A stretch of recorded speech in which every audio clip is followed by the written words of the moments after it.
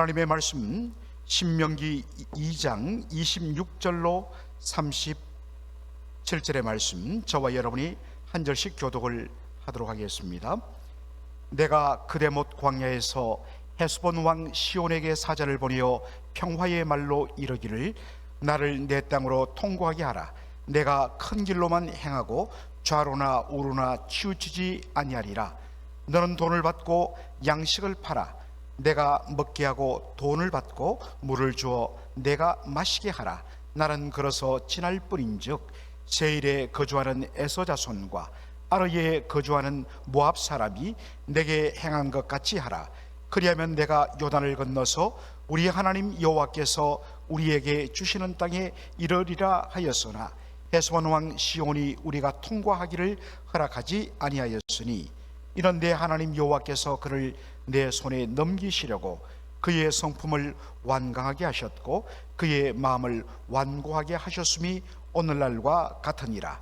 그때 여호와께서 내게 이르시되 내가 이제 시온과 그의 땅을 내게 넘기노니 너는 이제부터 그의 땅을 차지하여 기업으로 삼으라 하시더니 시온이 그의 모든 백성을 거느리고 나와서 우리를 대적하여 야하스에서 싸울 때에 우리 하나님 여호와께서 그를 우리에게 넘기심에 우리가 그와 그의 아들들과 그의 모든 백성을 쳤고 그때에 우리가 그의 모든 성읍을 점령하고 그의 각 성읍을 그 남녀와 유아와 함께 하나도 남기지 아니하고 진멸하였고 다만 그 가축과 성읍에서 탈취한 것은 우리의 소유로 삼았으며 우리 하나님 여호와께서 그 모든 땅을 우리에게 넘겨주심으로 아르논 골짜기 가장자리에 있는 아로엘과 골짜기 가운데 있는 성읍으로부터 길앗까지 우리가 모든 높은 성읍을 점령하지 못한 것이 하나도 없었으나 다같이요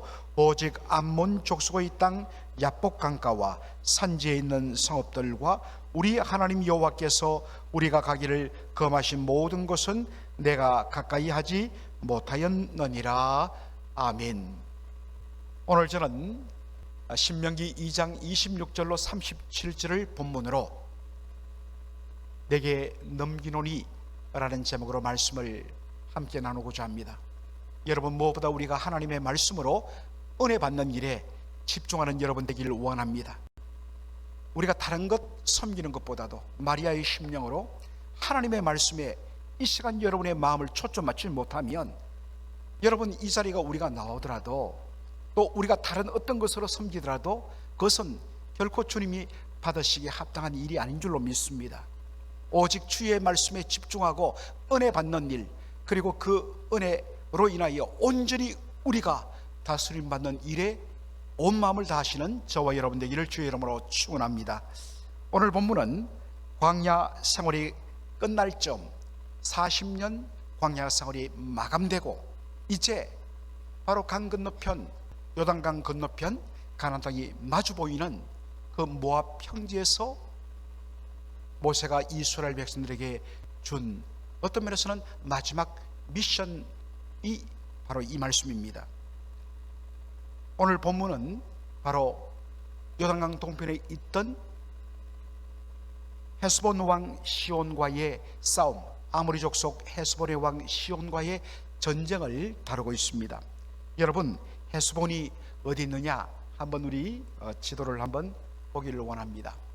여러분들 보시면 이 요단 동편은 가나안 7족속 중에 하나 있던 아모리 족속들이 점령하고 그 땅에 정착하고 있었는데 바로 아모리 족속의 왕 시혼, 그가 다스리던 도시국가가 헤스본이었습니다.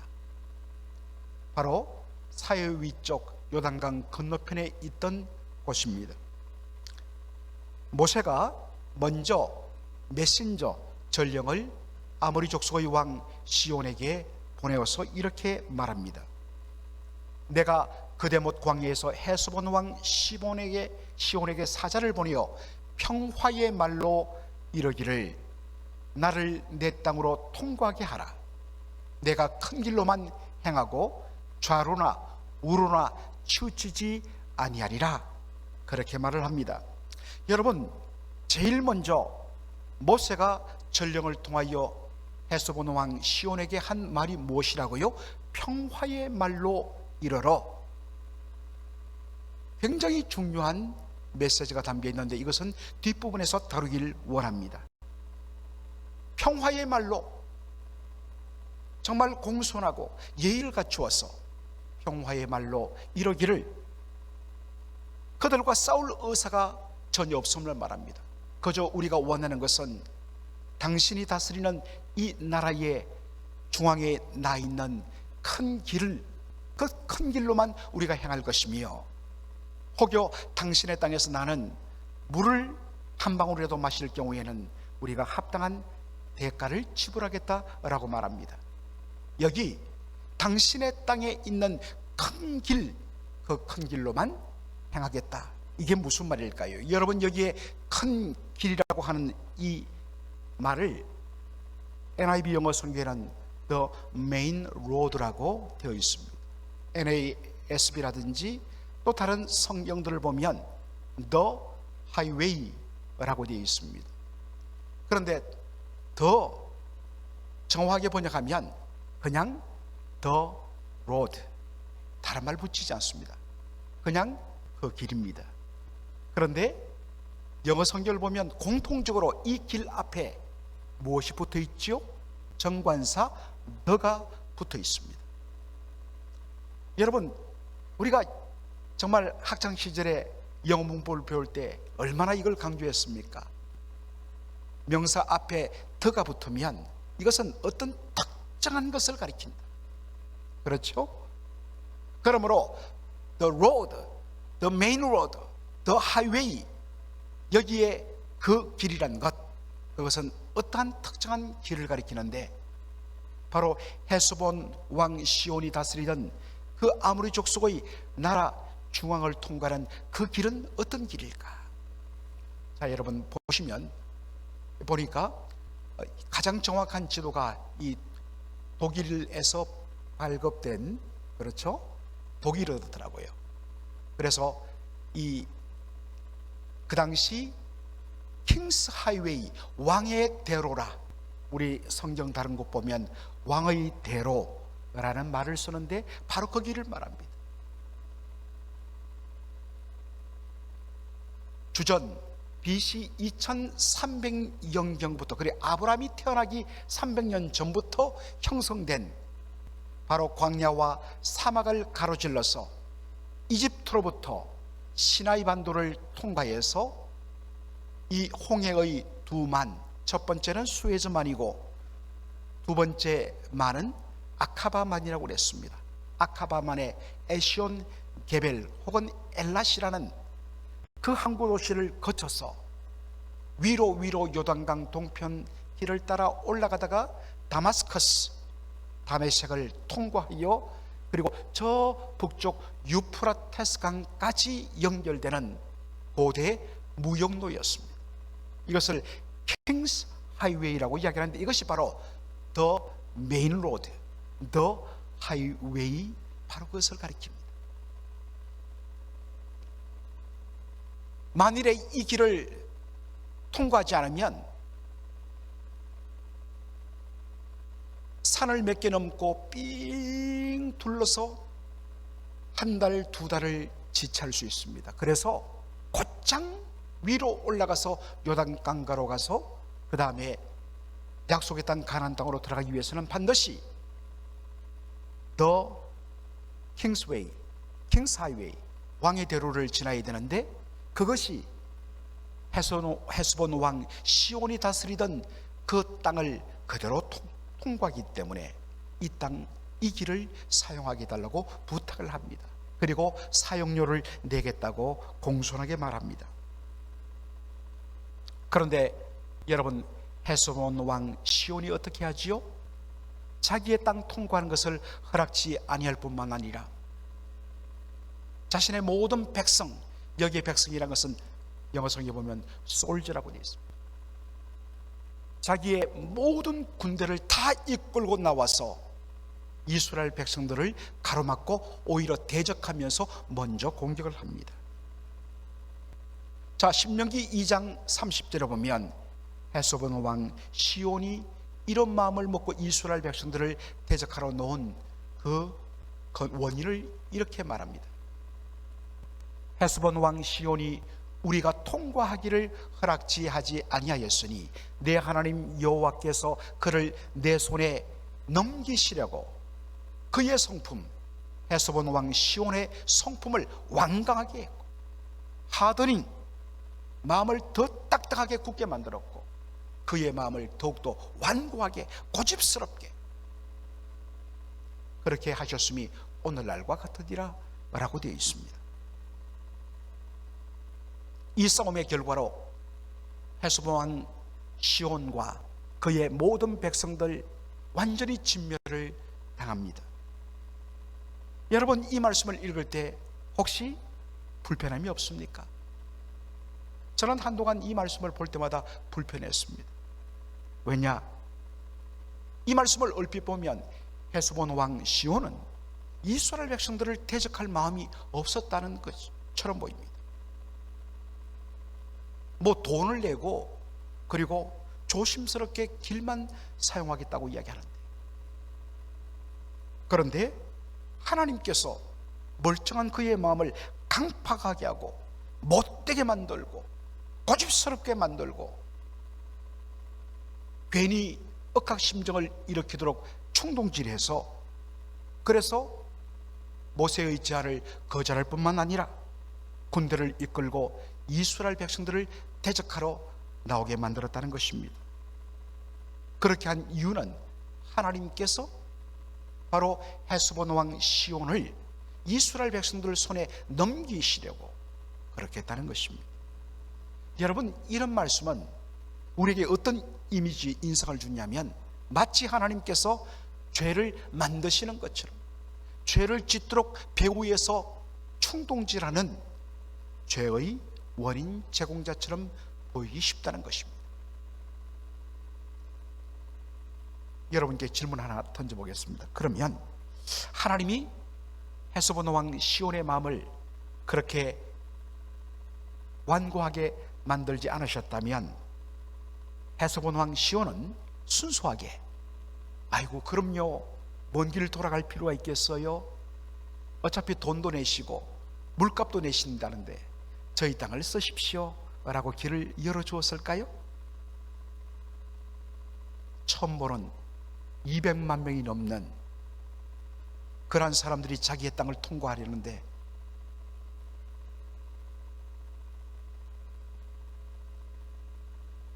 길을 가다 보면 It's private road, 그래서 do not trespass, 이런 어떤 팻말들을 우리는 보지 않습니까?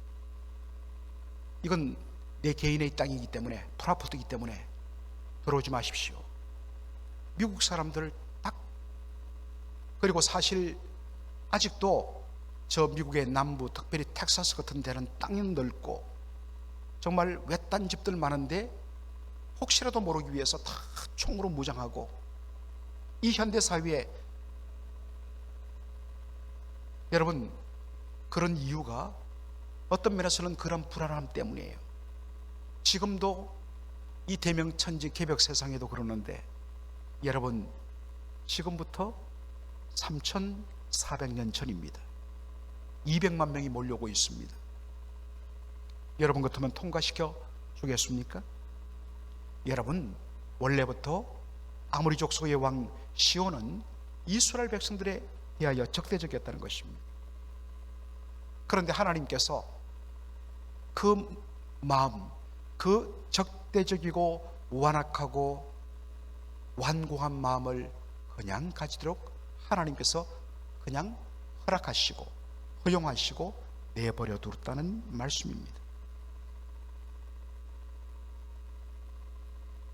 반면에 하나님께서는 하나님의 백성의 마음에는 적극적으로 개입하시는 분이십니다. 여러분 경험하지 않았습니까?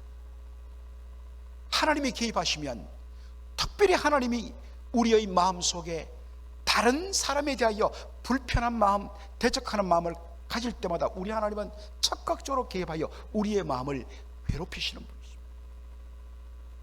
우리와 싸우시는 분이십니다.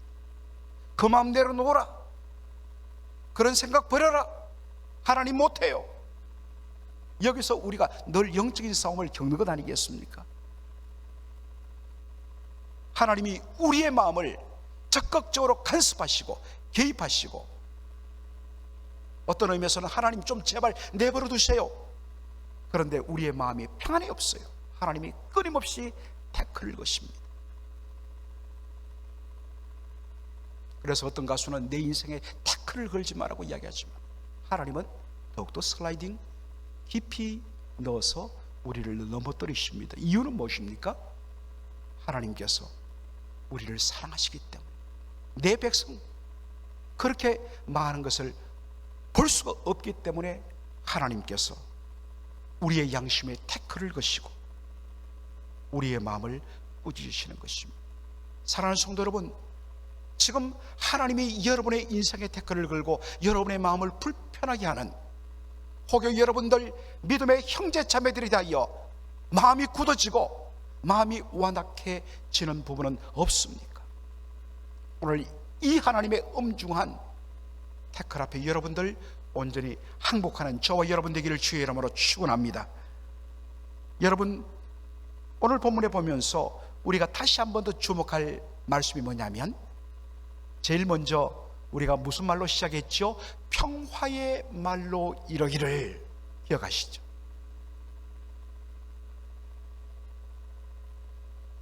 우리 하나님 백성이거든. 우리 숫자 200만 명이야. 길 내줘. 아니면 가만히 안 둘 거야.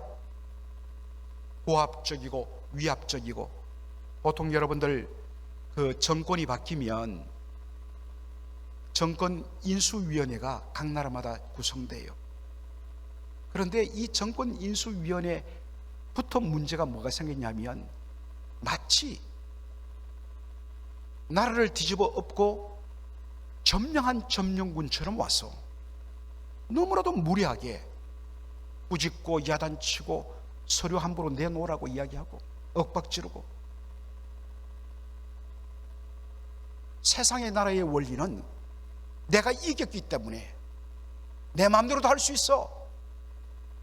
그러나 하나님 나라의 원리는 그렇지 않습니다.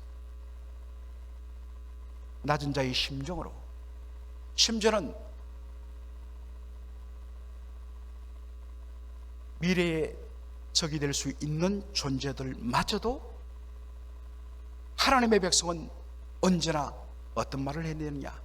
평화의 말로 이러기를.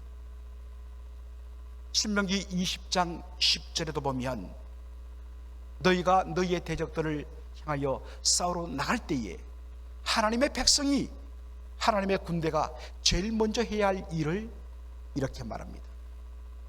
네가 어떤 성읍으로 나가서 치료할 때에 그 성에 먼저 무엇을 선포하라고요? 평화를 선언하라. 평화를 선포하라. 너희들 문 열고 나오지 않으면 가만히 두지 않을 거야? 싹 쓸어버릴 거야? 여러분, 세상 나라는 그런 나라입니다. 그러나 너희는 그렇지 아니하니. 왜 그렇습니까? 우리 하나님께서 바로 평화의 왕 여호와 샬롬의 하나님이시기 때문입니다. 처음부터 시비 걸지 말라는 것입니다. 최대한 공손하고 평화의 모드를 가지고 상대방을 배려하고 예를 갖추고, 그런 후에도 끝까지 마음문 걸어 잠그고 싸우려 한다면 그때 행동해도 늦지 않다. 왜 그러냐? 하나님의 백성이기 때문에. 왜 그러냐? 우리가 믿는 하나님은 샬롬의 하나님이기 때문이라는 것입니다. 예수님께서 산상수훈을 시작하면서 8가지 복을 말씀하시는데, 그 중에 한 가지가 무엇입니까? 저와 여러분이 너무나 잘 아는 말씀, 그리고 팔복이라는 그 찬양을 보면 참 그 부분을 부를 때마다 가슴을 울컥하게 만드는 내용 때문입니다. 화평케 하는 자는 복이 있나니 저희가 하나님의 아들이라 일컬음을 받을 것이요. 피스메이커, 화평케 하는 자는 하나님의 아들이라 일컬음을 받는다. 바로 하나님께서 범죄한 우리 인생들을 당신과 화목하게 하기 위하여 하나님께서 하신 일이 무엇입니까? 하나님의 아들 예수 그리스도를 저와 여러분을 위한 화목제물로, 속죄제물로 바로 내어주신 일입니다. 사랑하는 성도 여러분, 그 결과로 우리는 구원을 받고 하나님의 자녀가 되었습니다. 여러분이 하나님의 자녀라는 것을 무엇으로 증명하겠습니까? 저 예수 믿었어요, 저 거듭났어요, 저 천국 가요. 여러분, 증명이 필요합니다. 하나님의 아들됨을, 하나님의 자녀됨을 무엇으로 여러분 증명하시겠습니까?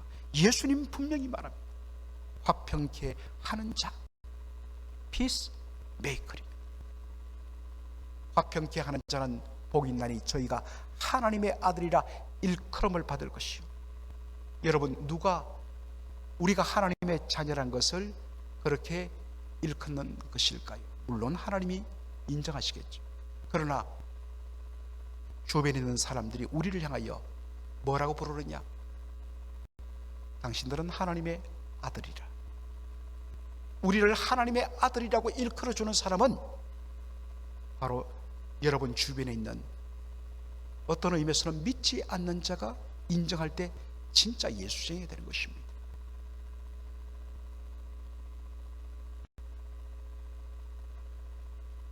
우리가 구원받은 하나님의 자녀임을 증명하는 것, 예수님 말씀하십니다. 바로 피스메이커의 삶이라고. 문제가 있으면 그 사이에 들어가서 문제를 해결해야 되는데 오히려 쓸데없는 말로 툭 던져서 오히려 더 문제를 일으켜버리는 트러블 메이커가 여러분이 될 수가 있습니다. 그래서 정말 말 한마디 한마디 우리 조심해야 돼요. 툭 던진 말이 그것이 생각지도 못하게 의도하지 않았지만 그것이 얼마나 많은 교회 내의 갈등을 빚는지 한마디 한마디 신중해야 할 이유가 여기 있습니다. 히브리서 12장 14절은 이 말씀을 종합해보면 우리에게 다시 한 번 더 강력한 촉구를 우리에게 던집니다. 다 같이 한번 읽을까요? 모든 사람으로 더불어 화평함과 거룩함을 좇으라. 이것이 없이는 아무도 주를 보지 못하리라. 여러분, 여기 보니까 우리가 정말 힘을 다하여 화평함과 거룩함을 추구할 대상이 누구라고요? 모든 사람입니다. 여기 모든 사람 속에는 내가 불편히 여기는 대상까지 포함되는 모든 사람입니다. 예수님 말씀하시죠. 산상수훈에서 너희가 너희 친족들과 너희 친구들과 서로 인사하고 화목하는 거 누가 못하겠느냐? 그건 예수 믿지 않는 이방인들도 하는 일이란 말입니다. 그렇다면 너희가 하나님의 자녀됨을 무엇으로 증명하겠느냐? 너희들을 대적하고 너희에 대하여서 미워하고 고개를 돌리는 사람에게도 무난하고 그들을 축복하고 그들을 격려하고 언제까지요? 그 모든 환경과 조건이 바뀔 때까지. 왜 그래야 됩니까? 하나님이 우리를 구원하실 때 오래 참아주시고 오래 기다려주시고 끝까지 손을 벌려 우리를 맞이해 주셨기 때문에, 그렇기 때문에 너희도 그리하라 라는 것입니다. 우리가 새벽 기도마다 끝마침을 주님 가르친 기도로 마치죠. 예수님께서 우리에게 뭐라고 이야기하십니까? 우리가 우리에게 죄진 자를 사하여 준 것 같이 우리 죄를 사하여 주옵시고, 하나님 앞에 우리가 하나님 잘못했습니다, 용서해 주십시오 라고 하나님 앞에 용서를 구하면서 정작 내가 잘못한 일에 대하여 믿음의 형제 자매들에게 용서를 구하지 않거나 그 용서를 내가 받아두지 않는다면 우리의 하나님 앞에 구하는 모든 죄 용서함의 기도, 그것은 받아들이지 않는다는 것입니다. 마지막으로 우리가 평화의 말이란 이 단어에 한 번 더 주목하기를 원합니다. 그리고 모세가 전령을 통하여서 전했던 그 말의 그 애티튜드, 그 태도와 자세를 우리는 한 번 더 살피기를 원합니다. 얼마나 공손한지, 싸울지도 모르는 미래의 적에 대하여서 얼마나 예를 갖추는지. 여러분, 정말 교회에서 예를 갖추셔야 됩니다. 친하다고 반말 찍찍하고 이름 함부로 부르지 마세요.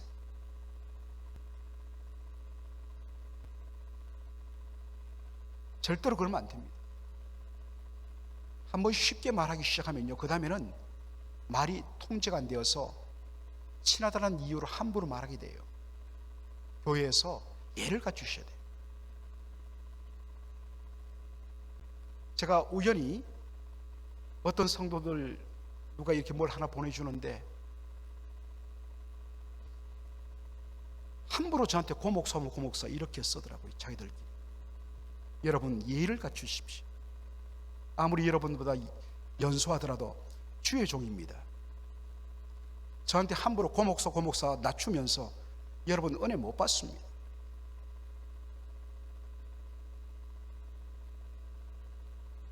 또한 여러분들 친하다고 함부로 아무개 교회에서 그렇게 부르면 안 돼요. 분명하게 제가 여러분께 부탁을 드립니다. 예를 갖추셔야 돼요. 제가 우리 김주리 전도사님 제 큰딸하고 나이가 같아요. 우리 전도사님 딱 전도사님으로 임명되고부터는 예를 갖춥니다. 전도사님, 본인이 처음에는 좀 부담스러워 하더라고요. 그러나 주의 종입니다. 예를 갖추셔야 돼요. 말 한마디 한마디도 서로 공손해야 해요. 제가 여러분 이야기하지만 잠언 15장 1절에 유순한 말은 노를 쉬게 한다고 했습니다. 여기에 유순한 말은 물론 단어의 표현이 아주 부드럽고 순한 말이기도 하지만 그 원어적인 있는 의미는 바로 refined, 정제된 말입니다.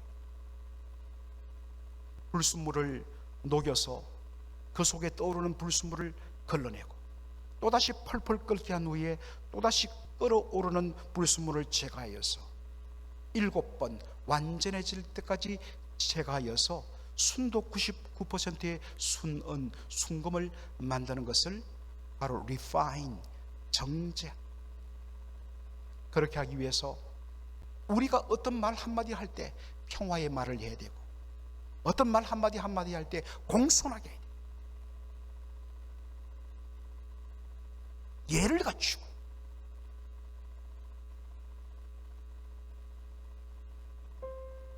여러분, 친함이란 것은